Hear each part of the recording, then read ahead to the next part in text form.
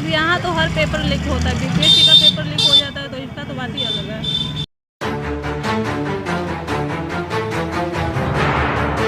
लोग इतने मेहनत से पढ़ते हैं और उसके बाद भी ऐसे सिचुएशंस आ रहे हैं कि पेपर, हर चीज़ का पेपर ही लीक हो रहा है।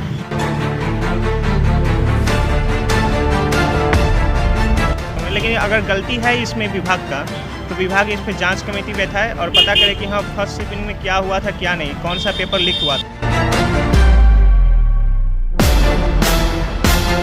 ऐसा फील होता है कि सारा मनोबल टूट गया, तैयारी किया हुआ हमारा डाउन हो गया, मतलब यही सब मन में होता है। लास्ट टाइम बीपीएससी में भी यही हुआ, हर एग्ज़ाम्स जो भी हैं सिविल सर्विसेज के भी हो रहे हैं, जितने जनरल अवेयरनेस जितना को मतलब हो रहा है सब तो लीक ही हो जा रहा है।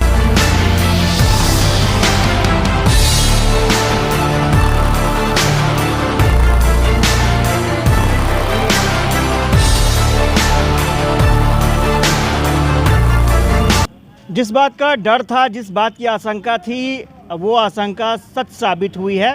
बीएसएससी की परीक्षा का पेपर लीक हो चुका है।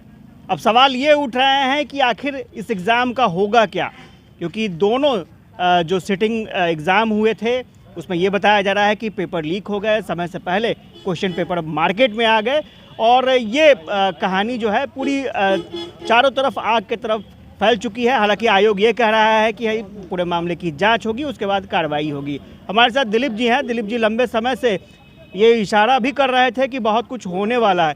दिलीप जी, इशारा तो आप कर रहे थे कि बहुत कुछ होने वाला है, तैयार हो जाइए, सजग हो जाइए, सचेत हो जाइए, मार्केट में बोली भी लग रही है, लेकिन वही हुआ जो होना था।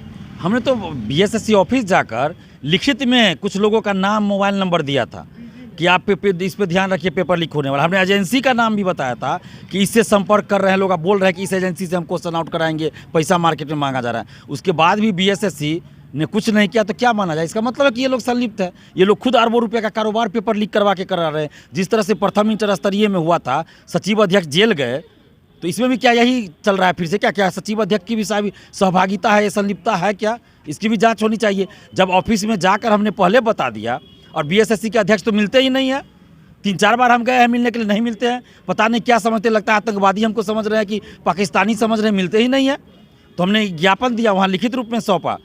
आर्थिक अपराध इकाई को भी हमने 15-20 दिन पहले बता दिया, लेकिन इसके बावजूद भी पेपर लीक हो रहा है। तो अब सोचिए कितना गंभीर विषय। इसका मतलब समझिए कि सरकारी तंत्र भी इसमें शामिल है, सरकार के लोग भी शामिल है, बड़े बड़े नेता, आईएएस आईपीएस अधिकारी शामिल है, तभी इस तरह की घटना हो रही है। नहीं तो छोटे मोटे लोगों का ये काम हो ही नहीं सकता है। अच्छा, आज की जो परीक्षा हुई तो ये माना जाए कि सब चीज़ ठीक था, सब चीज़ बेहतर था, क्योंकि कल जिस तरह से विसिल ब्लोअर का काम आप किए, उसके बाद तो आज तो सन्नाटा पसरा हुआ है। देखिए, कल जो हुआ हमने उसको उजागर किया, तो उसी चीज़ से डर कर आज कुछ इस तरह की घटना नहीं हुई है। तो ये बाहर नहीं आया ये बात ना। हो सकता है अंदर से जो लोग पैसा दिया उसको तो क्वेश्चन मिल गया होगा, तो जो पैसा लेके क्वेश्चन लेता है वो थोड़े बाहर वायरल करता नहीं। गलती से अगर किसी के पास चला गया, फ्री वाला के पास, तो वो वायरल करते हैं। जो पैसा देके क्वेश्चन लेता है एक रात पहले या सुबह में मिलता है, वो लोग पैसा लेता है तो क्यों वायरल करेगा? हाँ, लास्ट में होता है कि पैसा कमाने के चक्कर में वो किसी को फॉरवर्ड करता है कि हमको इतना पैसा दो, हम फॉरवर्ड कर रहे हैं तुमको, उसी में वायरल हो जाता है, कोई कर देता है। तो सचेत हो गए होंगे सभी लोग, लेकिन जब सबूत नहीं है तो हम कुछ नहीं बोल सकते हैं। लेकिन फर्स्ट शिफ्ट और सेकंड शिफ्ट का तो सबूत है, तो उस दोनों पाली को तो रद्द होना चाहिए, सीबीआई जांच होनी चाहिए। देखिए, हम पहले भी बोले थे, आज भी बोल रहे हैं, सिर्फ परीक्षा कैंसिल होना समस्या का समाधान नहीं है। जब तक सीबीआई जांच नहीं होगी, ईमानदारी से, वो भी ये नहीं कि सीबीआई जांच हो ऐसे नाम तो नहीं, ईमानदारी से सीबीआई जांच हो और वो सारे शिक्षा माफिया, चाहे बड़े से बड़े आईएएस आईपीएस अधिकारी क्यों ना हो, बड़े से बड़े नेता क्यों ना, उन सब पे कानूनी कार्रवाई होनी चाहिए। तभी जाकर बिहार के युवाओं को न्याय मिलेगा और धांधली सेटिंग रुकेगा, पेपर लीक रुकेगा। नहीं तो फिर इस तरह का सिलसिला चलते रहेगा। सचिव की तरफ से जो चिट्ठी आई उसमें यह था कि मामले की जांच करवा लेते हैं, ईओयू पहले देख लेगी, उसके बाद आगे देखेंगे क्या करना है। कैंसिल तो परीक्षा नहीं हुई है। ये लोग क्या ईओयू को भेजेंगे? ईओयू को तो हमने भेजा है, हमने सबसे पहले ईओयू को भेजा है, तो ईओयू तो उसी समय से हरकत में आ गई। तो ये लोग क्या, सचिव अध्यक्ष क्या बोलेंगे? इन लोग को बोलने का मुंह है? पूछिए ना जाके कि दिलीप कुमार जब ऑफिस में आते हैं मिलने के लिए तो आप लोग क्यों नहीं मिलते हैं? डर लगता है दिलीप कुमार से? क्यों नहीं मिलते हैं भाई? आपको मिलना चाहिए ना। आपको तुम पहले बता रहे थे कि पेपर लीक होने वाला है ना। इतना काम कौन करेगा भाई? हम अपनी जान पर खेल कर ये सब काम कर रहे हैं, उसके बाद भी अध्यक्ष सचिव जो है सो एकदम निरंकुश राजा की तरह है कि नहीं मिलेंगे। ये कौन सा तरीका हुआ भाई? अब चेयरमैन है बीपीएससी, बिहार लोक सेवा संवैधानिक संस्था है, उसके चेयरमैन मिलते हैं। उन अतुल प्रसाद जी के खिलाफ हमसे ज़्यादा कोई नहीं बोला होगा पूरे हिंदुस्तान में परसेंटाइल के मुद्दे पे, लेकिन उसके बाद भी अतुल प्रसाद जी हम जब भी ऑफिस जाते हैं वो मिलते हैं। तो ये लोकतांत्रिक तरीका होता है, तो सीखिए, कम से कम सीखिए। लेकिन ये रविंदर कुमार जी बीएसएससी के चेयरमैन, बीपीएसएससी दरोगा बहाली के चेयरमैन सुनीत कुमार, ये लोग पता नहीं क्या समझते अपने आप को, मिलेंगे ही नहीं। मीडिया के भी कोई बंधु चले तो जाए, मिलेंगे नहीं, ना फ़ोन रिसीव करेंगे, ना कुछ बताएंगे। ये कौन सा तरीका है जनाब? राष्ट्रपति भी मिल लेंगे। जितना दिन हम लोग गए हैं ना बीएसएससी ऑफिस और बीपीएसएससी ऑफिस, उतना दिन मुख्यमंत्री आवास चल जाए, प्रधानमंत्री आवास चल जाए, तो प्रधानमंत्री मुख्यमंत्री मिल लेंगे। अच्छा, अब क्या कुछ नज़र आता है? आपने देखा होगा कि बीपीएससी में जो गड़बड़ी हुई थी उसको लेकर के भी आपने आवाज़ उठाया था, लेकिन नतीजा आपके सामने में है, कोई छुपा नहीं है। तो क्या लगता है इसका कुछ परिणाम निकलेगा? देखिए, परिणाम तभी निकलेगा जब सरकार ईमानदार हो। सरकार ईमानदार हो तभी परिणाम निकलेगा। सरकार अगर बेईमान है तो कितना भी कुछ कर ले, वो जांच बैठा देंगे, लेकिन अपने लोगों को बचा लेंगे। बीपीएससी में क्या हुआ?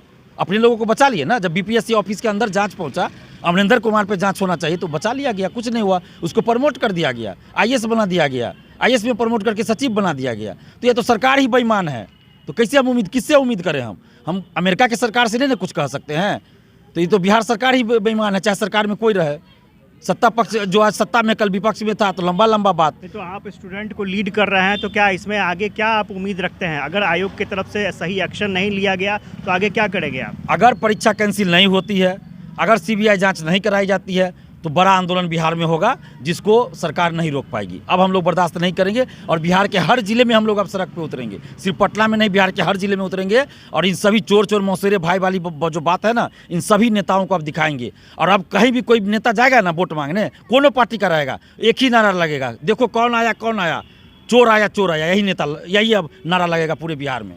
तो आपने सुना छात्र नेता दिलीप कुमार को, और स्वाभाविक तौर पर अब तैयारी जो है वो छात्र आंदोलन की है, क्योंकि इससे पहले बीपीएससी के मुद्दे पर भी काफ़ी एग्रेसिव थे स्टूडेंट्स। हंगामा भी हुआ, आंदोलन भी हुआ, अधिकारियों से मुलाकात भी हुई, लेकिन नतीजा कुछ नहीं निकला। तो अब एक बार फिर से एग्ज़ाम कैंसिल होगा या नहीं होगा, लेकिन पेपर लीक हो चुका है। अब देखना दिलचस्प होगा कि ईओयू की रिपोर्ट क्या आती है और आगे आयोग क्या फैसला लेता है। आशुतोष चंद्र, यूबी न्यूज़, पटना।